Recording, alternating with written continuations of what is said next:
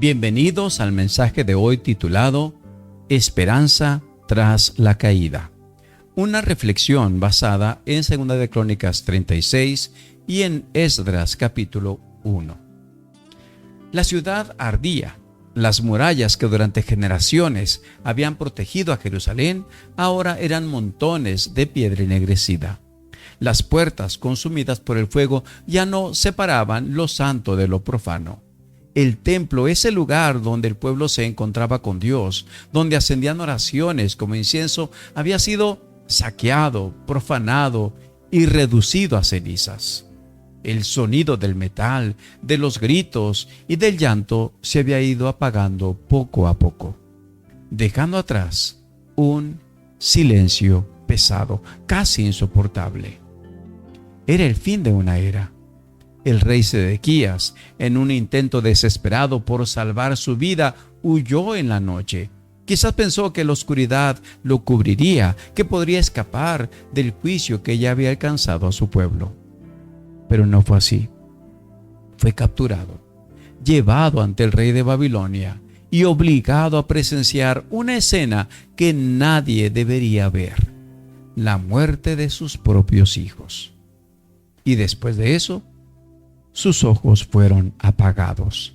Lo último que vio fue la destrucción de su linaje, y lo primero que vería, diríamos, entre comillas, en su oscuridad, sería el largo camino al cautiverio. Así terminó su reinado. Así terminó Jerusalén. O eso parecía. Cuando vamos al capítulo 36 de 2 de Crónicas, no es solo historia, es un retrato doloroso de lo que ocurre cuando el corazón se endurece. Una y otra vez Dios había enviado mensajeros, profetas que hablaron con lágrimas, que advirtieron con firmeza, que llamaron al arrepentimiento con urgencia. Pero el pueblo se burló, rechazó, ignoró, hasta que ya no hubo remedio. El juicio no llegó de repente. Fue el resultado de años de resistencia a la voz de Dios, y ahora todo lo que conocían estaba destruido. La ciudad santa quedó desolada. El pueblo fue llevado cautivo. La tierra misma descansó de la desobediencia de quienes la habían habitado. Y entonces vino el silencio. No un silencio de horas, ni de días, un silencio de años, 70 años. 70 años en una tierra extranjera, 70 años en los que los ancianos murieron recordando a Jerusalén y los jóvenes crecieron sin conocerla. 70 años en los que las canciones de Sión se convirtieron en susurros nostálgicos junto a ríos extraños. ¿Cómo cantaremos en tierra ajena?, se preguntaban. ¿Cómo mantener viva la fe cuando todo lo visible parecía perdido? Pero incluso en ese silencio, Dios seguía obrando. Aunque no había templo, seguía habiendo promesas. Aunque no había sacrificio, seguía habiendo pacto. Aunque no había ciudad, seguía habiendo un pueblo. Porque Dios no depende de edificios para cumplir su palabra. Y mientras los años pasaban, mientras imperios se levantaban y caían, mientras Babilonia parecía invencible, Dios ya estaba preparando el siguiente capítulo. Porque lo que para el ser humano es un final, para Dios es una pausa. Y entonces, sin aviso dramático, sin una transición larga en el texto, aparece una nueva escena, un nuevo rey, un nuevo decreto, un nuevo comienzo. El primer capítulo de Esdras abre con una declaración sorprendente. Dios despertó el espíritu del rey Ciro de Persia. No era israelita, no había crecido escuchando la ley de Moisés ni las historias de David. Y sin embargo, este rey fue quien proclamó lo que parecía imposible. Él dijo: Jehová, el Dios de los cielos, me ha dado todos los reinos de la tierra y me ha mandado que le edifique casa en Jerusalén. Esas palabras rompieron el peso de 70 años. De pronto, lo que había sido prohibido ahora era permitido. Lo que había sido destruido ahora podía reconstruirse. Lo que había sido un sueño lejano ahora se convertía en una orden real.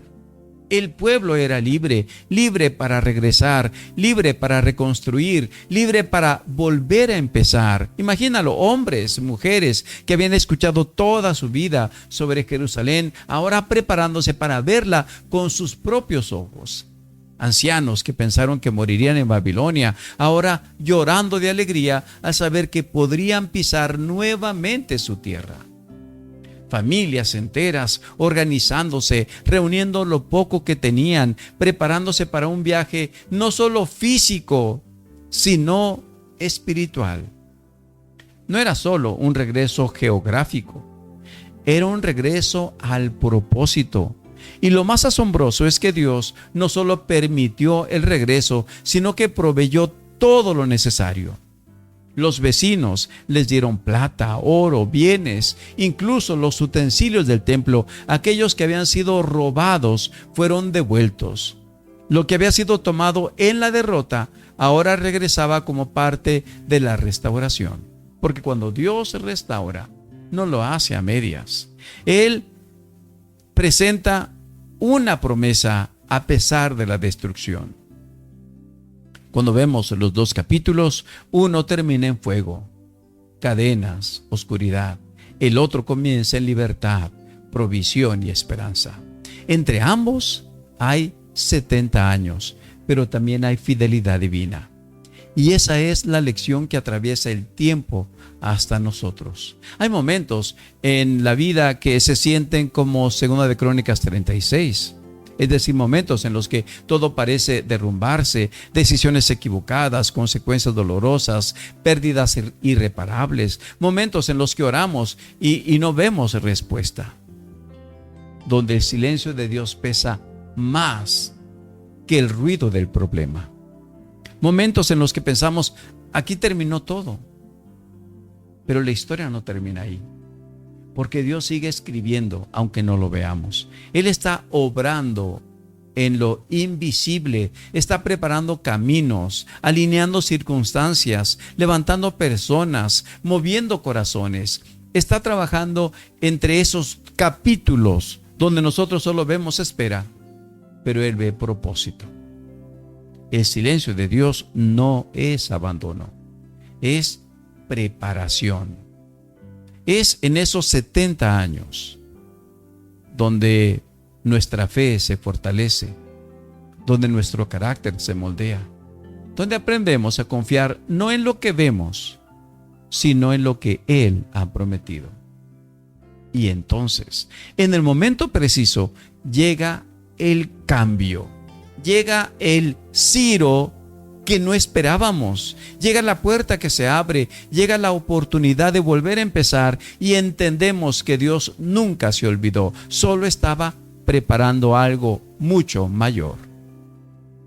La historia de Jerusalén nos enseña que ninguna ruina es definitiva cuando Dios está de por medio, que ninguna disciplina cancela su amor, que ningún exilio es eterno cuando hay promesas activas, porque después de la caída viene la restauración.